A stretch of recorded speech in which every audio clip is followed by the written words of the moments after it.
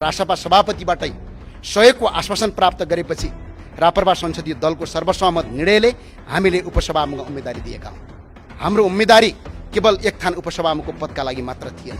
यो त आयादित व्यवस्था मान्नेहरू र विदेशीहरूको गोटी भइरहनेहरूका प्रवृत्तिका विरुद्ध र श्री 5 बडा महाराज पृथ्वीनारायण शाहको दिव्य उपदेशलाई शिरमा धारारोपण गर्दै राष्ट्र र राष्ट्रियताको रक्षा गर्ने महाअभियान बीचको स्पष्ट भिन्नता छुट्याउने एउटा ऐतिहासिक परीक्षा थियो। यो देशको उपराष्ट्रपति पनि त्यही वर्गबाट हुनुहुन्छ, देशको प्रधानमन्त्री पनि त्यही वर्गबाट हुनुहुन्छ, सभामुख पनि त्यही वर्गबाट हुनुहुन्छ, राष्ट्रिय सभाका अध्यक्ष उपाध्यक्ष सबै यही वर्गबाट छन्।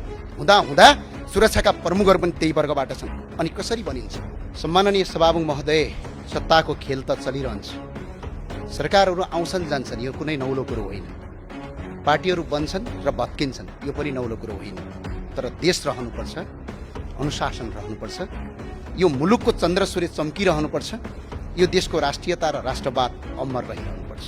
सम्माननीय सभामुख महोदय, आज म यस सम्मानित संसदमा उभिएर एउटा स्पष्ट कुरा भन्न चाहन्छु। संसदमा सङ्ख्या होइन, भूमिका महत्त्वपूर्ण हुन्छ। सङ्ख्या त केवल सत्ता टिकाइराख्न र सत्ताको गोटी भइरहन काम लाग्दछ। सम्माननीय सभामुख महोदय, राष्ट्रिय प्रजातन्त्र पार्टी वर्तमान संविधान र संवैधानिक व्यवस्थासँग सहकार्य गर्दै वर्तमान व्यवस्थाको विकल्प प्रस्तुत गरिरहेको र श्री 5 बडा महाराज पृथ्वीनारायण शाहको दिव्य उपदेशमा विश्वास गर्ने सम्वर्धनवादी दल हो। हामीले नेपालमा सम्वर्धनवादको महत्त्वपूर्ण पाटोको रूपमा रहेको राजसंस्था सहितको प्रजातन्त्र, सनातन धर्म सापेक्ष हिन्दू राष्ट्रको पुनःस्थापना र आर्थिक हिसाबले बोजिलो र मुलुकमा आवश्यकता बिना भित्राएको संहिताको खारेजी जस्ता शासकीय स्वरूपमा आमूल परिवर्तनका मुद्दाहरू बोकेको हुँदा केवल एक थान उपसभामुखको पद हाम्रो प्राथमिकता नै थिएन र छैन पनि। तथापि संसदको सबभन्दा ठुलो दलबाट नै प्रस्ताव आएपछि अन्य पुराना राजनीतिक दल र हामी परिवर्तन खोज्ने राजनीतिक दल बीचको ध्रुवीकरणको सम्भावनालाई मध्यनजर गर्दै उम्मेदवारी दिने टुङ्गोमा पुगेका थियौँ। यसै सन्दर्भमा हिजो बिहान एकातिर उपसभामुखको निर्वाचन सम्बन्धी छलफलमा अन्य प्रतिपक्षी दलहरूले रापरपालाई बाइपास गरी छलफल चलाइरहेका थिए भने अर्कातिर रासपा सभापतिबाटै सहयोगको आश्वासन प्राप्त गरेपछि रापरपा संसदीय दलको सर्वसम्मत निर्णयले हामीले उपसभामुखको उम्मेदवारी दिएका हौँ। सम्माननीय सभामुख महोदय, आजको हाम्रो उम्मेदवारीले राजनीतिकमा स्पष्ट कित्ता क्लियर बनाएको छ। हिजोका पुराना र भनिएका राजनीतिक दल र अहिले उदाएका नयाँ राजनीतिक दलका साइनबोर्डहरू फरक भए तापनि उनीहरूको बीचको नीतिगत सिद्धान्त र विचारको नाभि एउटै ठाउँमा जोडिएको प्रष्ट भएको छ। सम्माननीय सभामुख महोदय, यो व्यवस्थाको विकल्पको रूपमा मौलिक व्यवस्था खोजिरहेको र यही आयादित व्यवस्थालाई टालटुल गर्नुपर्ने भन्नेहरू बीचको स्पष्ट कित्ता छुटिएकोमा हामीले महसुस गरेका छौँ। हाम्रो उम्मेदवारी केवल एक थान उपसभामुखको पदका लागि मात्र थिएन।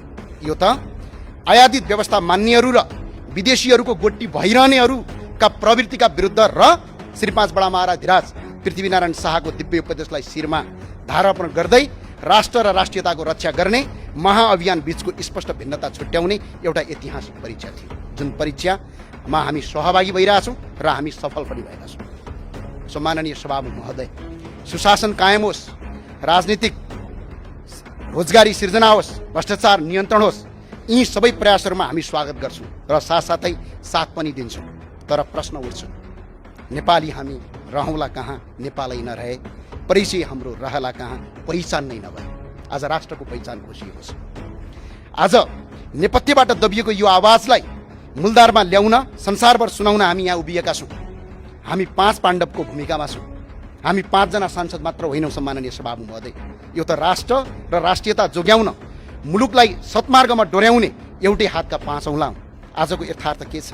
यो देशको राष्ट्रपति आर्य वर्गबाट हुनुहुन्छ, यो देशको उपराष्ट्रपति पनि त्यही वर्गबाट हुनुहुन्छ, देशको प्रधानमन्त्री पनि त्यही वर्गबाट हुनुहुन्छ, सभामुख पनि त्यही वर्गबाट हुनुहुन्छ, राष्ट्रिय सभाका अध्यक्ष उपाध्यक्ष सबै यही वर्गबाट छन्। हुँदा सुरक्षाका प्रमुखहरू पनि त्यही वर्गबाट छन्। अनि कसरी बनिन्छ? 36% झन्डै 1 करोड जनजाति आदिवासीको प्रतिनिधित्व छ भनेर कहाँ छ त्यो प्रतिनिधित्व? के यो देशमा जनजाति र आदिवासीको होइन? यो देश संविधानले व्यवस्था गरेको समानता र समावेशता कहाँ छ? यो त केवल कागजको खोस्टोमा मात्र सीमित भयो। हामीले एउटा जनजातिको छोरीलाई अगाडि बढायौँ, त्यो केवल व्यक्तिको प्रश्न थिएन, त्यो त सम्पूर्ण समुदायको आवाज थियो। पहिचानको सङ्घर्ष थियो, तर फेरि पनि त्यो आवाज दबाइयो, केही छैन। पानी बग्दै गर्छ, हावा चल्दै गर्छ, तर प्रश्न यो हो, त्यो हावाको वेग कतातिर बगिरहेको छ, कसका पक्षमा बगिरहेको छ?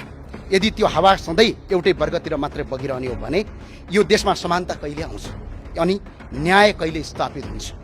एउटा युवा, भर्खरको युवा नेपालको छोरी यो देशको उपसभामुख हुँदै हुनुहुन्छ। यसमा हामीलाई कुनै आपत्ति छैन। हाम्रो साथ र समर्थनले बरु यसमा सुनमा सुगन्ध थप्नेछ भन्ने अपेक्षा गरेका थियौँ।